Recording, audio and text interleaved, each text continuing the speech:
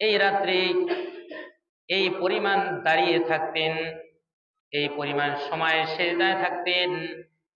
হযরত আম্মা জান আয়েশা বলেন, হাদিসে পাকের ভিতর আসছে, এই শবে বরাতের রাত্রে আল্লাহ নবী সাল্লাল্লাহু আলাইহি সাল্লাম একবার রাতে তিনি সিজদায় চলে গেলেন নামাজের ভিতরে। এত দীর্ঘ সিজদা করতেছেন, এত দীর্ঘ সিজদা করতেছেন, আমি আয়েশা মনে করতেছি হয়তো আল্লাহ নবী সাল্লাল্লাহু আলাইহি সাল্লাম দুনিয়া থেকে বিদায় নিয়ে গেছেন। আমি এই অবস্থা দেখে আমি আমার বিছানা থেকে উঠলাম। ওঠার পরে আল্লাহ নবী পয়গম্বর বিশ্ব নবী সরকার দু আলমের পায়ের পাতায় আমি একটু নাড়া দিলাম। এরপরে দেখলাম আল্লাহর পয়গম্বর বিশ্ব নবী তার দেহটাকে একটু নাড়াচাড়া করলেন। তারপরে আমি নিশ্চিত হলাম যে আল্লাহর পয়গম্বর বিশ্ব নবী তিনি দুনিয়া থেকে বিদায় নেন নাই। এই পরিমাণ সময় সিজদায় সময় কাটাতেন, যে এমন দীর্ঘ সময় সিজদা করতেছেন। আম্মা জান আয়েশা বলেন যে আমি মনে করতেছি হয়তো আল্লাহ নবী সাল্লাল্লাহু আলাইহি ওয়াসাল্লাম তিনি দুনিয়া থেকে বিদায় নিয়ে গেছেন, ইন্তেকাল করেছেন। এত পরিমাণ সময় সিজদার ভিতরে রাসূল আকরাম সাল্লাল্লাহু আলাইহি ওয়াসাল্লাম কাটাইতেন। আর আপনি আমি কতটুক সময় রুকুতে দাঁড়িয়ে থাকি, কতটুক সময় আমি রুকুতে যাই, আবার কতটুক সময় আমি সিজদায় আমি সময় কাটাই। অল্প সময় যদি আমি সিজদায় যাই, আপনার আমার একটু বিরক্ত লাগা যায়, কষ্ট লাগা যায়, কষ্ট হয়ে যায়। এজন্য আল্লাহ নবী সাল্লাল্লাহু আলাইহি সাল্লাম ফাকুমু লাইলাহা এই শব্দ এখানে আনার অর্থ হলো এই রাত্রে তোমরা কি করবে? দাঁড়িয়ে দাঁড়িয়ে ইবাদত করবে। যদি তোমার সম্ভব না হয় দাঁড়িয়ে থাকতে, তুমি রুকু অবস্থায় কতক্ষণ সময় কাটাবে। আর যদি তোমার কাছে সম্ভব না হয় তাহলে তুমি সিজদা অবস্থায় তোমার সময়কে তুমি পার করবে।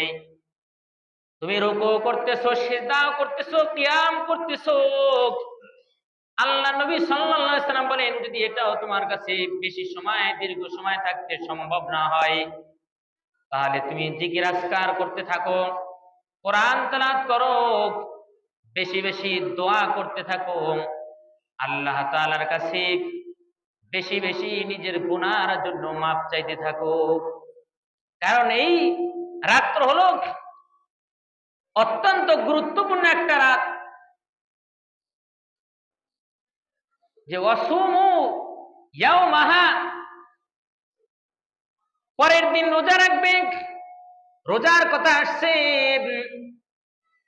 পরের দিন রোজা রাখবে যদি সম্ভব হয় তাহলে এই ইবাদতের তুমি একটা সবের একটা অংশ পাবে।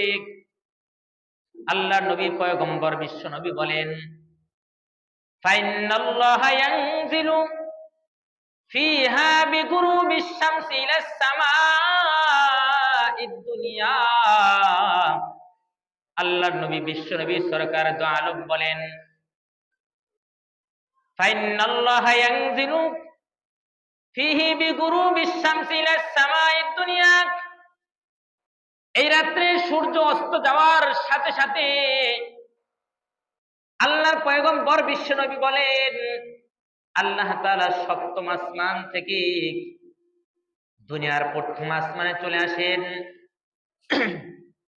দুনিয়ার প্রথম আসমানে আসেন এই রাতে।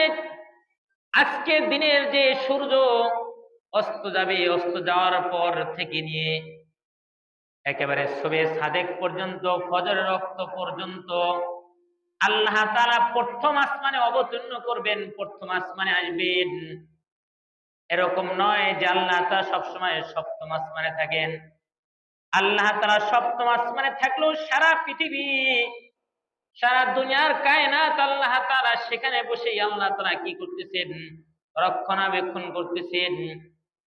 বিশেষ করে বরাতের রাত্রের দিন আল্লাহ তাআলা প্রথম আসমানে আসবেন। প্রথম আসমানে এসে বান্দাকে শুধু আহ্বান করবে, ডাকবে, ঘোষণা দিবে ফায়াকুলু আলা মিন মুস্তাগফিরিন। ফায়াকুলু আলা মিন মুস্তাগফিরিন ফাগফির লাক। আল্লাহ নবী সাল্লাল্লাহু আলাইহি সাল্লাম বলেন, আল্লাহ তাআলা বান্দাকে ডেকে ডেকে বলতে থাকবেন, কে আছো হে গুনাহগার বান্দা, আমার কাছে গুনাহ থেকে মাফ চাও, আমি তোমার গুনাহগুলো আমি মাফ করে দিব। সুবহানাল্লাহ। আল্লাহ তাআলা বান্দাকে ডাকতেছে, অথচ উচিত হলো বান্দা কাকে ডাকবে? আল্লাহ তাআলাকে ডাকবে। আল্লাহ তাআলা কত রহমান এবং কত বড় রহিম। বান্দার প্রতি দয়া করে, করুণা করে, মেহেরবানি করে বান্দাকে আহ্বান করতে থাকে, ফায়াকুলু আলা মিন মুস্তাগফিরিন ফাগফির লাক। কে আছে গুনাহগার বান্দা, গুনাহ থেকে মাফ চাও, আমি তোমার গুনাহ আজকে মাফ করে দিব। কিন্তু বান্দা গুনাহ মাফ না করে সে এই বরাতের রাতে, অনেকেই আছে আমাদের মা বোনেরা সেই বরাতের রাতে, সবে বরাত শব্দ তাদের কানে আসলে সাথে সাথে তারা আগে থেকে হালুয়া রুটির জন্য তারা প্রস্তুত নিতে থাকে। দুনিয়ার কাজ নিয়ে তারা ব্যস্ততা থাকে, দুনিয়ার এই হালুয়া রুটি খাবার দাবার নিয়ে তারা ব্যস্ত থাকে। নিজের বাসায় খাবার তৈরি করে অন্যের বাসায় খাবার দেওয়ার জন্য ব্যস্ত থাকে।